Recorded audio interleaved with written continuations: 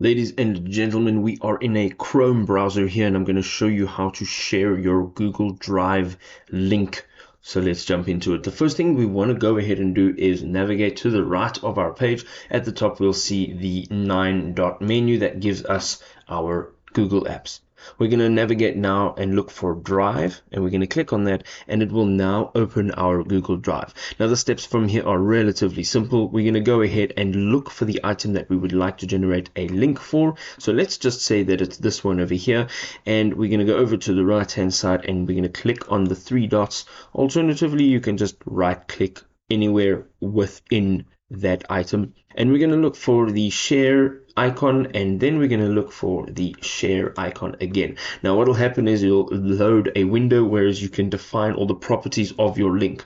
At the top you can add people, groups, and calendar events. So let's just say we would like to add this person, and what we're going to do is we're going to give this person permission as an editor, a commenter, or a viewer. Okay, so once you are done, you can go ahead and say send, and basically what is going to happen is this person will have a link, but this is not what we want to do. Let's remove that.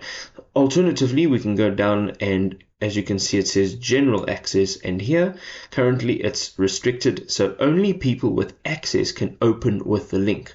All right, that means people that have access to your Google Drive.